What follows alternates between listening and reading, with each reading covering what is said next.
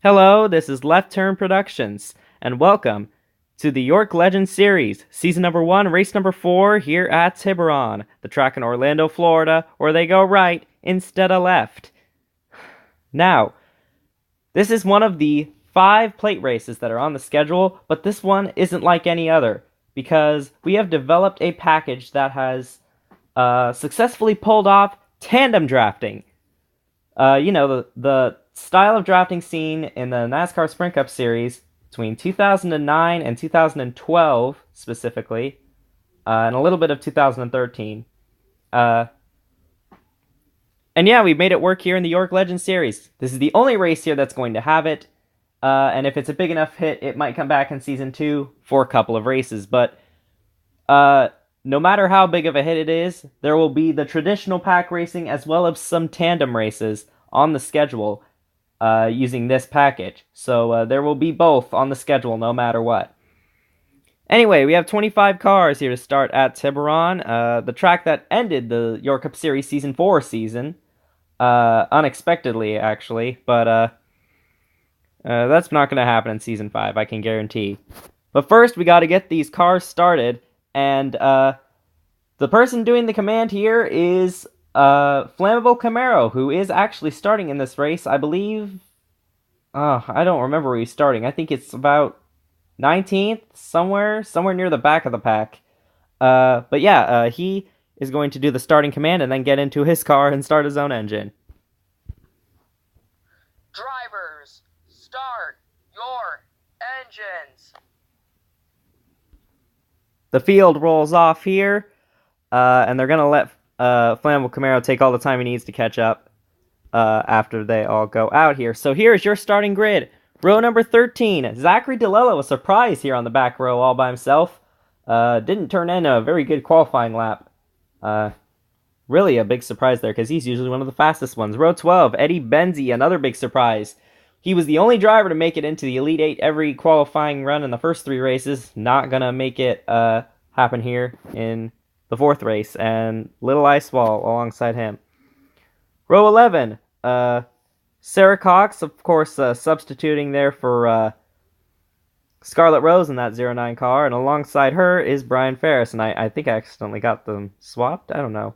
Row 10, Hope Wilmington and Jacob Hertzner. Row 9, there's Flammable Camaro right there, hoping to win after giving out the starting command, and alongside him is Grant Hoover. Row 8 is Extreme Chevy 2 in the 77, and Sports Fan 2009 in the number 10. Row 7 is Shane Wensloff, who hasn't gotten off to a good start this season, and Caleb Marinelli, same deal for him.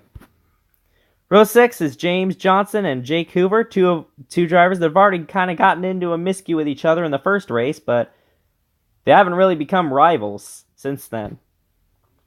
Row 5, Junior Motorsports teammates, Brendan Creason and James Winter. It's going to be easy for them to hook up here on the start. Row 4 is the 18 of Ryan Kendall, and how about a shout out to Dylan Kroom, currently dead last in the points, but has got himself a 7th place starting spot. Not too bad for that driver, the number 12, who has severely underperformed in that car.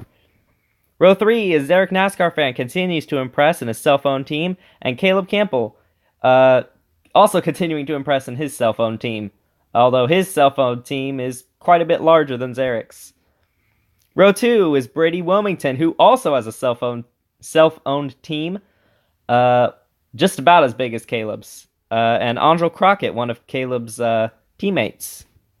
And finally, on the front row, you have Trivia May in the City Lights Racing number 84, and Landon Markham grabbed the pole.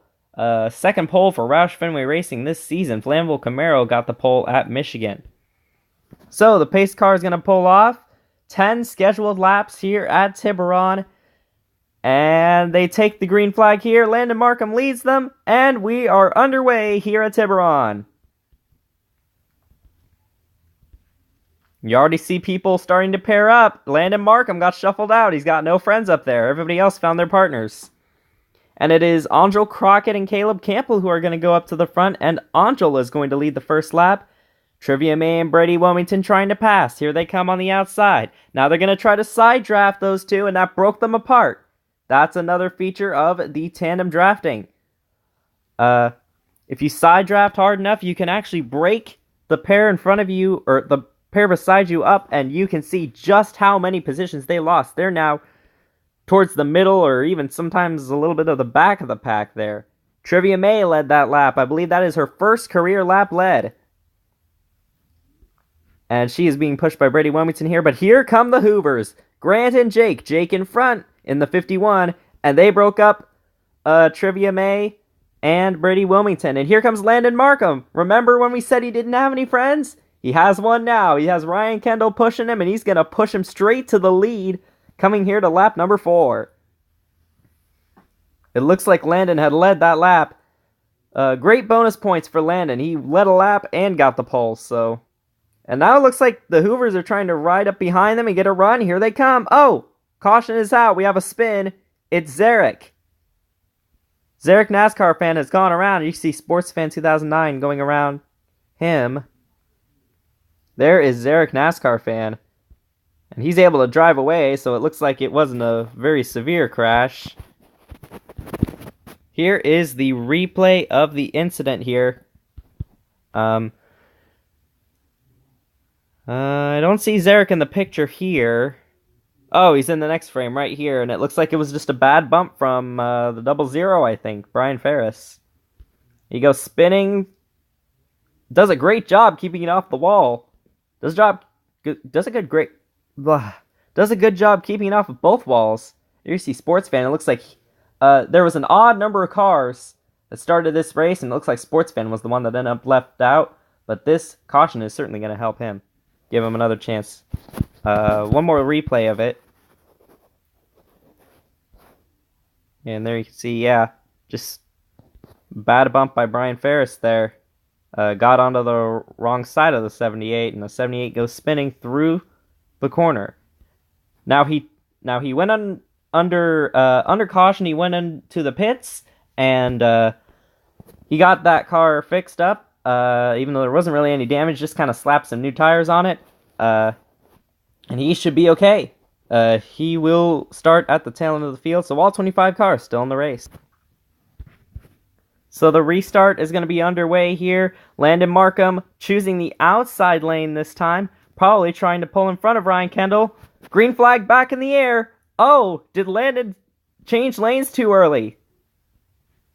That was a conspicuous restart. They're 4 wide for the lead. Look at this. 4x4, and it looks like Brendan Creason might come out on top as the Hoovers get separated. It has been decided Landon Markham pulled up in front of the 18 too early. He changed his lane before he got to the start-finish line, and so he'll have to serve a pass-through penalty. Or if there is a caution, he will have to start at the tail end of the field. He's going to have to come in next time by. Meanwhile, Caleb Campbell and Nigel Crockett have gone back to the lead, but here comes Trivia May and Brady Wilmington. Oh, Wilmington goes spinning! Right in front of Landon Markham, and more cars get involved. It looks like Ryan Kendall, and maybe a couple other, getting some damage as well. Oh, man. There is Ryan Kendall in the Joe Gibbs Racing entry. He had a very up-and-down day. Started in the top 10, fell back outside the top 15, then got with Landon Markham, went back up to the front, and now he's going to be in the garage area. Brady Wilmington, one of the big contenders for the points lead at this point. This is going to really hurt him in points. And I heard on the radio he was pretty mad at whoever got into the back of him. He said he just ran straight through him. And there is Landon Markham, just cannot catch a break. Even if he wasn't involved in that wreck, he still would have had to serve a pass-through penalty in the pits at that time. Just has awful, awful luck here this season. I feel really bad for him. So there's 2 replays that we have to look at. First, here's the replay of the accident. There you can see Wilmington and Trivia May, the first 2 cars on the outside, and I think watch the pair behind them, Flammable Camaro in the 2 and Extreme Chevy in the 77. Well, you heard Brady Wilmington say that the car behind him ran through him, and it looked like that was Flammable Camaro. Not sure if he ran through him or the 84 and 62 stalled out. Sportsman 2009 getting some damage there. He had to go into the pits and fix that up. One more look at it. Let's try and assess it again. 277 had a big run, 62 and 84 blocked. Not really anything they could have done about that. Looks like it was just a racing incident. 62 gets hit hard by the 6 of Landon Markham. And I also think I saw the 84 bounce off the wall as well. And of course, Landon Markham comes up and gets Sportsfan 2009 there at the end. So the 18, 62, and 6 are all out of the race. The 10 and 84 both stopped in pit road to repair some damage and get some new tires. So they will be starting near the end of the field. But then we also want to look at this replay of the restart that Landon Markham was ruled to have changed 2 lanes too early on. So there you can see him in the gray car on the top. Did he change lanes before the start-finish line? I don't know. I don't know if he did. It looked like he changed it right as he was crossing the start-finish line. That's a really tough call right there. I don't know about that one. I mean, in the long run, it didn't really matter because Markham was in that wreck anyway. But as you can see, I don't know. I don't think he fully went down to the inside, so I don't know if it should count. That's a very strange situation there. Really tough one to call, so I'm sure Landon Markham isn't very happy about that. So we have another restart. I believe this is going to come to lap 7 here. Was it Caleb Campbell? I think Caleb Campbell is the leader here with his teammate Anshul Crockett. And they come to the green flag here. 4 laps remaining. Brennan Creaston and James Winter get a good jump on the outside. But here comes Flambeau Camaro and Extreme Chevy on the inside. Shane Wensloff entering the picture with James Johnson. And how about Sarah Cox substituting for Scarlett Rose? She was in the back all day, and now she's up near the front with 3 to go. Flambeau Camaro led that lap. Here come the Caleb Campbell Motorsports cars. Not just Crockett and Campbell this time, but also the Hoovers coming back. Grant and Jake on the outside. They broke up the 2 Ford Mustangs, and Caleb Campbell back to the front.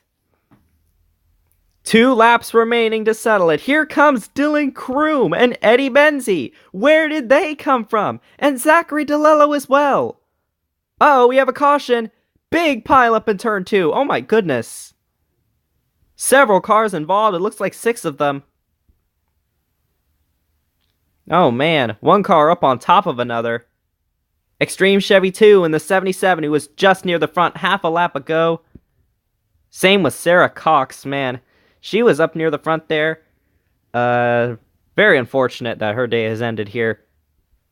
Just shy of the finish line. Jacob Hertzner as well in the 3 car. Shane Wensloff, that's the car that is on top of him. We mentioned before the race started, Shane Wensloff's had a really rough start to the season. This cannot help. He has crashed out in the last 3 races. Sportsfan 2009 involved in his 2nd accident of the day, and I'm assuming, much like the first, it was none of his doing. And Little Ice Wall just having a really dismal season all around. So let's go back and look at what happened. We have a different angle here. This is the turn 1 camera. And there you can see Flambeau Camaro and Extreme Chevy 2. Right there up on the top, or really actually the bottom of your screen. Going through the corner. Oh, the 77 looks like a similar situation to what happened to Brady Wilmington when Flambeau Camaro got into his back bumper and just stacked up that whole outside lane that time. The 77 got turned around and there was just absolutely nowhere those people could have gone. That was a hard hit for a lot of them.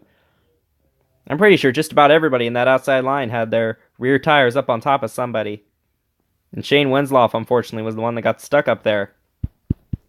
Let's look at it one more time. You can see Sarah Cox and Hope Wilmington through the middle. Oh, Hope Wilmington turned down across the track, but got Sarah Cox involved.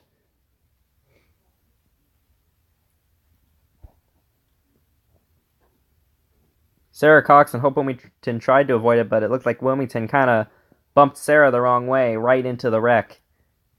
But Hope got out with just a little bit of damage, it appears. And so this means for the third race in a row, we are going to be going into overtime. Caleb Campbell is your leader, Angel Crockett in second, and then it is Dylan Kroom, Eddie Benzie, Zachary DeLello has made his way all the way up to fifth, and Zarek NASCAR fan there in sixth. Brendan Creason, Grant Hoover, James Winter, Jake Hoover rounds out the top 10. Here we go. Caleb Campbell making sure not to change lanes before the restart. Angel Crockett gets up behind him, and they're starting to pull away. I don't think they can pull ahead too far, though, because here comes the pack. Here comes Dylan Kroom and Eddie Benzie. The two Penske cars, they're going to swoop right on by those Caleb Campbell Motorsports cars. And Dylan Kroom will lead to the white flag, 4x4 behind them. How about some guys we haven't seen until the end of the race here? Dylan Kroom, like I mentioned, Eddie Benzie. And here comes Caleb and Angel to the inside. Will they be able to break up the duo? Caleb Marinelli and Brian Ferris lurking behind. They break up the Penske cars. Coming to the line. Does Marinelli do anything? Crockett slides sideways, but it's going to be Caleb Campbell at the line. And Angel flips violently through the grass. Oh my goodness, what a crazy finish. Angel's still sliding on a roof. And that is where she will land. Caleb Campbell wins the race, but Angel Crockett gets turned through the grass. The car gets into the air and gets onto its roof. That was a hard wreck. So here is a replay of the finish here. There's Caleb Campbell on the high side, Angel Crockett on the inside. Caleb gets a great launch on the restart. Angel gets up behind him. And then you can see the Penske cars getting behind them. Getting paired up. And they open up to about a 3-car length lead over the rest of the pack going through turn 2. But then they start closing in on the backstretch. And Penske cars just get a great run through turns 3 and 4 and are able to swoop right by those cars. You can see them 4 wide there. Brian Ferris and Caleb Marinelli, I believe, both got top 3 finishes in this race, and they were absolutely nowhere until the end. And then you can see the Caleb Campbell Motorsports cars got to run off 2 and carried it down the backstretch to try to pass the Penske cars. A little aggressive with the side drafting. I still think they could have won without it, but it kind of risked Caleb Marinelli getting into the inside of them. Speaking of which, it looks like, I'm not sure who's to blame for that. Was it Caleb Campbell? Was it Angel Crockett? Was it Caleb Marinelli? I don't know. But as you can see, Crockett flies through the grass. You can see, I think she still got, 7th place? Despite going in the grass through the air, I think she still finished in 7th place. And you can see her sliding on her roof. Thank goodness she did not stop right on the wall. It would have been really hard to get her out. One more look at the crash itself. Try to figure out who's to blame for it. Caleb and Angel working together. Caleb goes down low. Angel follows, but Caleb Marinelli, well, the other Caleb there, is there. Angel wasn't clear. So maybe a little bit of a late move there for Angel Crockett, or maybe Caleb just wasn't aware that the other Caleb was there. Caleb Campbell wasn't aware that Caleb Marinelli was there, maybe. I don't know. Looked like one of those racing incidents, you know? Just nobody really is at fault. Just 2 cars going in one spot. There's not enough room for both. But Angel was fortunately okay after that crash. After her car got flipped over, she got out of the car. So that is good news to hear about that. Especially after the hard crash that Scarlett Rose had last weekend. So, here is your finishing results here. Caleb Campbell, Caleb Marinelli 1-2. This is the second race in a row where 2 drivers with the same first name finished 1-2.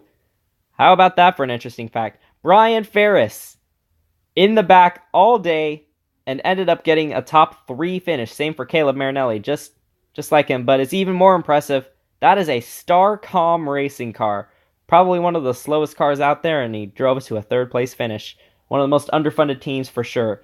James Johnson snuck in a 4th place finish there. I think they were 4 wide at the line. Dylan Kroom gets his first top 5.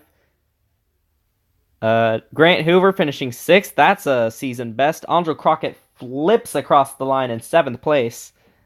Trivia May finishing in 8th after rebounding from hitting the wall earlier in the race. Jake Hoover finishing 9th. So all 4 Caleb Campbell Motorsports cars finished inside the top 10. And rounding out that top 10 is Eddie Benzie. Here's the rest of your field. Flambeau Camaro, who voiced the starting command, ended up finishing 11th here today. Brendan Creason and James Winter. I think that is Brendan Creason's worst finish all season. Creason has really been on fire in this series, but I have a feeling we're going to have a new points leader. James Winter, his teammate behind him in 13th. Those 2 Junior Motorsports cars were up near the front most of the race, but they kind of faded on that overtime restart. Hope Wilmington, 14th, really didn't do much for the whole race. She was up near the front for about a lap, but fell back. Zachary DeLello and Zarek NASCAR fan finishing in 15th and 16th. And then there's all the drivers that were unable to finish the race. Extreme Chevy 2, Little Iceball, Sarah Cox, Sportsfan 2009, Shane Wenslow, Jacob Herstner, Brady Wilmington. That's a big one right there. Again, he was up, I think, 2nd in the points before the crash happened. Maybe 3rd. I don't know. But he was top 3 in points before that happened. And I don't want to say it took him out of title contention, because something has still happened to the top 2. Creason and Campbell, I believe, were the top 2 in points. Something could still happen to them. Landon Markham, I don't think anybody has worse luck in this series, or really my channel in general, than Landon Markham does. I feel really bad for him. And Ryan Kendall finishing shotgun on the field. So here are your points standings here. Caleb Campbell has assumed the points lead after that win. 7 points over Brendan Creason, and then quite a bit to 3rd place Andrew Crockett. Flambeau Camaro 4th. James Johnson and Brady Wilmington tied for 5th. Zachary DeLello, Trivia May, Jake Hoover, James Winter, the top 10 in points. And then you can see the rest of the field down there. And now there are 2 separate points for the number 09 car. The points that Scarlett Rose got and the points that Sarah Cox got. It's still unknown whether Sarah Cox will have to run the next race at Talladega or not, or if Scarlett is in good enough condition to run that race. There might be a driver swap sort of deal happening. But yeah, we'll see here. Today, congratulations to Caleb Campbell. Fun fact, despite having, I think, either the 2nd most or the most wins on this channel, it has been almost a year since his last victory on the channel. So, great to see Caleb Campbell back in victory lane. So the next race is going to be at... Oops, I made a mistake. I said the next race was going to be at Tiburon, but this is Tiburon. So the next race is actually at Talladega. You know, the Alabama gang and all whatnot. But yeah, that's going to be a fun one to watch. This is Left Turn Productions, signing out.